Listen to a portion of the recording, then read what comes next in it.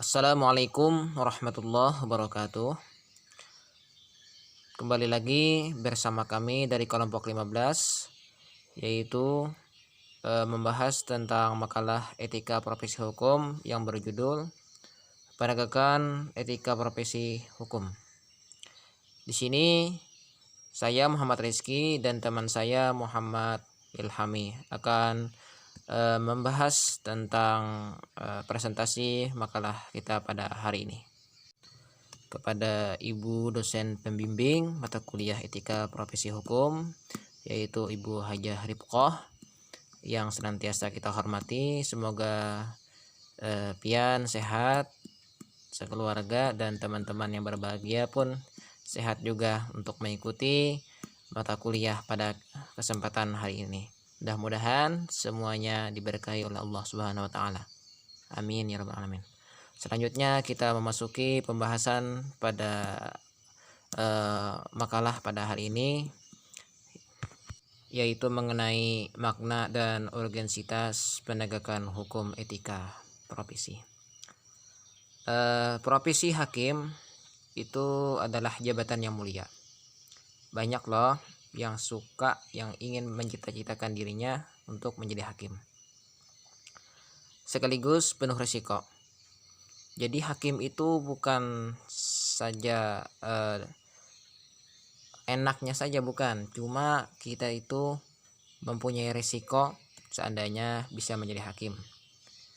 Baik risiko di dunia, lebih-lebih risiko di akhirat. Mulia orang jadi hakim itu untuk menciptakan ketentraman dan perdamaian dalam masyarakat. Itulah tugas mulia dari seorang hakim. Mengapa kita bilang penuh risiko menjadi seorang hakim? Karena di dunia ini akan berhadapan dengan orang yang bisa menerima maupun tidak bisa menerima dengan keputusan yang diambil oleh hakim itu sendiri. Untuk menjadi seorang hakim memiliki beberapa syarat, baik fisik maupun non-fisik.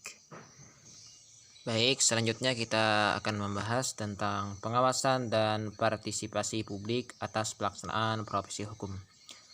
1. Pengawasan terhadap hakim. Salah satu langkah yang sudah dilakukan untuk menjaga integritas hakim adalah dengan pengawasan sejak proklamasi sampai dengan era reformasi. Telah dilakukan berbagai bentuk pengawasan terhadap hakim, baik berupa pengawasan internal maupun pengawasan eksternal. Terdapat 3 pengawasan eksternal yang dilakukan oleh MA, Mahkamah Agung, terhadap pengadilan, yaitu A. Pengawasan yudisial terhadap putusan dan penetapan pengadilan atau penetapan majelis. B.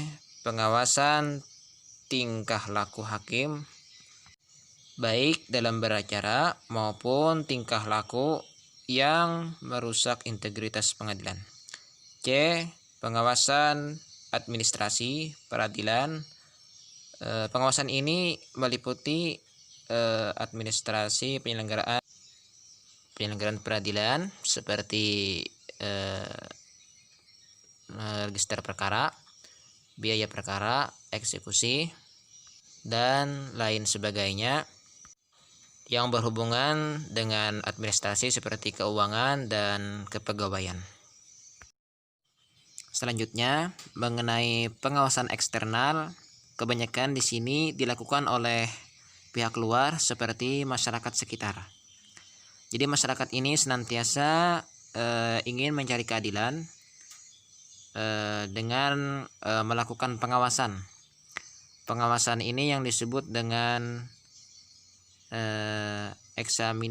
eksaminasi lah terhadap putusan-putusan hakim yang ada di peradilan. Tujuan eksaminasi secara umum adalah untuk mengetahui sejauh mana pertimbangan hakim yang memutus perkara tersebut telah sesuai dengan prinsip-prinsip hakim. Apakah prosedur hukum caranya diterapkan dengan benar, serta apakah putusan tersebut telah menyentuh rasa keadilan bagi masyarakat.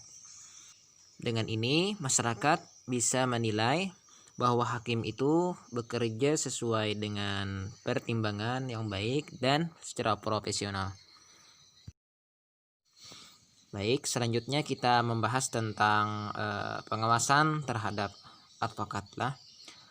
Advokat adalah seorang ahli hukum yang memberikan bantuan atau pertolongan dalam soal-soal hukum.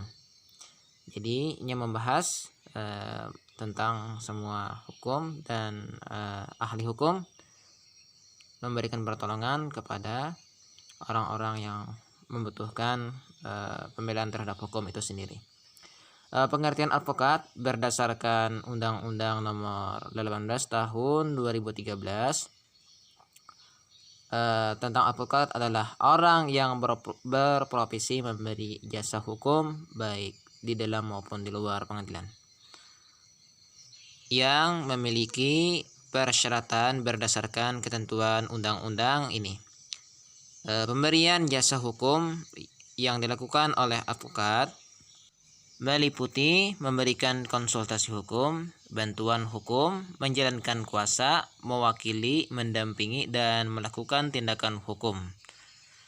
Baik, materi selanjutnya akan disampaikan oleh teman kita, yaitu Saudara Ilhami. Waktu dan tempat dipersilakan kepada Guru Ilhami. Assalamualaikum warahmatullahi wabarakatuh. Ulun atas nama Muhammad Ilhami.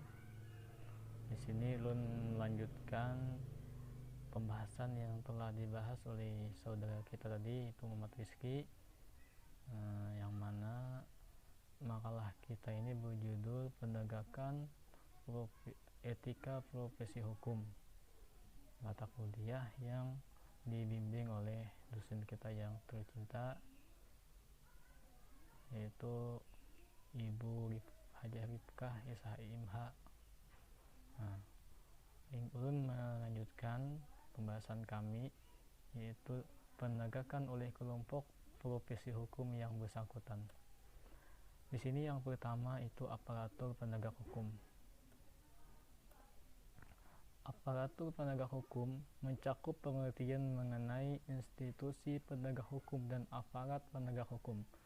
Dalam arti sempit, aparatur penegak hukum yang terlibat dalam proses tegaknya hukum itu dimulai dari saksi, polisi, penasihat hukum, jaksa, dan hakim. Lalu, dalam proses bekerjanya aparatur penegak hukum, terdapat 3 elemen penting yang mempengaruhi, yaitu institusi penegak hukum beserta berbagai perangkat sarana dan prasarana pendukung dan mekanisme kerja kelembagaannya. Yang kedua, budaya kerja yang terkait dengan aparatnya, termasuk mengenai kesejahteraan aparatnya. Dan yang ketiga, perangkat peraturan yang mendukung baik kinerja kelembagaannya maupun yang mengatur materi hukum yang dijadikan standar kerja, baik hukum materialnya maupun hukum acaranya.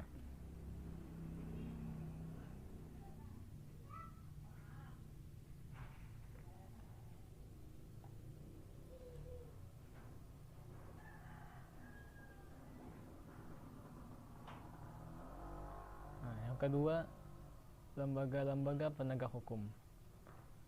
Dalam lembaga-lembaga penegak hukum ini ada beberapa lembaga.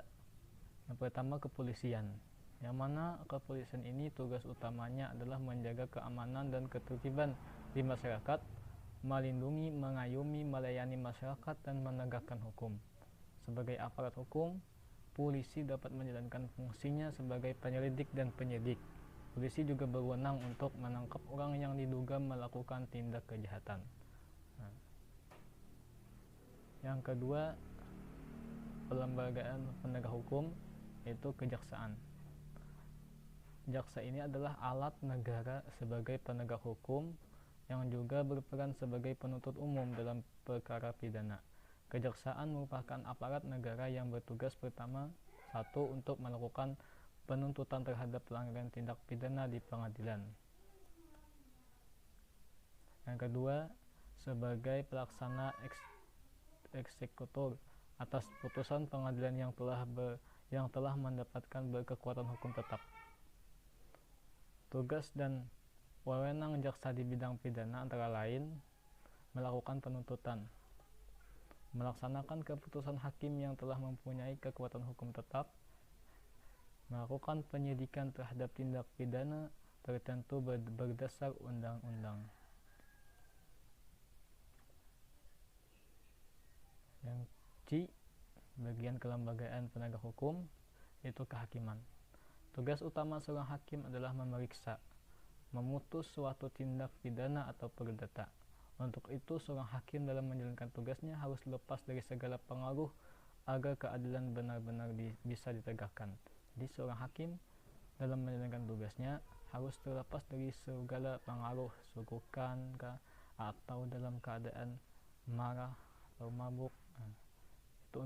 Itu harus dihindari oleh seorang hakim. Agar apa? Agar keadilan benar-benar bisa ditegakkan. Oke, selanjutnya peradilan etik. Pembahasan yang selanjutnya yaitu peradilan etik. Apa itu peradilan etik? Nah, di Indonesia ada salah satu temuan unik dalam kelembagaan negara dan institusi masyarakat adalah peradilan etik. Peradilan etik yang digagas oleh Pak Jipli As-Siddiqi adalah peradilan etika yang pertama baik di Indonesia maupun di dunia. Peradilan etik ini adalah peradilan etik yang pertama yang digagas di Indonesia maupun di dunia, itu peradilan etik yang digagas oleh Pak Jipli As-Siddiqi. Pengadilan etika ini adalah pengadilan atas pelanggaran etika dari anggota-anggota institusi. Dalam pengadilan etika ini, perumus ketentuan etika adalah institusi masing-masing. Yang mengadili adalah pihak yang ditunjuk oleh institusi atau institusi yang lebih tinggi lagi. Dan yang diadili adalah anggota dari institusi masing-masing. Institusi itu membentuk badan internal yang bertugas membuat aturan etika dan menyelenggarakan pengadilan etik. Pengadilan etika ini bisa mengadili dan memberi sanksi yang bersifat mendidik, bahkan bisa melakukan pemecatan.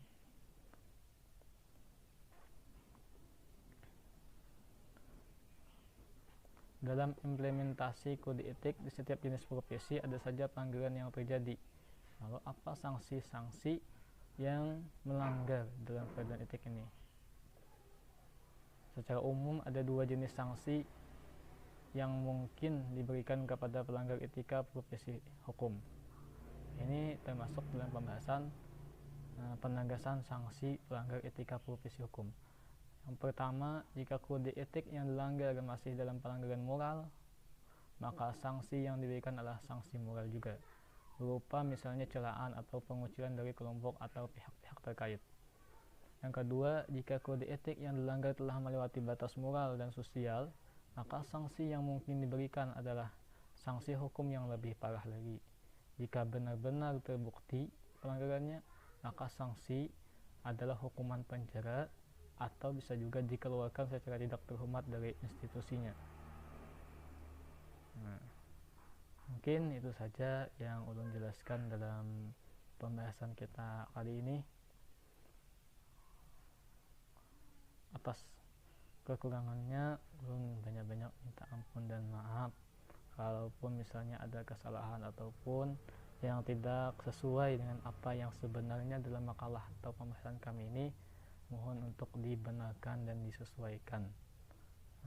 Mungkin kepada kawan-kawan yang ingin bertanya atau ada yang kurang paham, agar bisa diajukan pertanyaannya. Kalau kami bisa menjawab, insya Allah akan kami jawab semampu kami.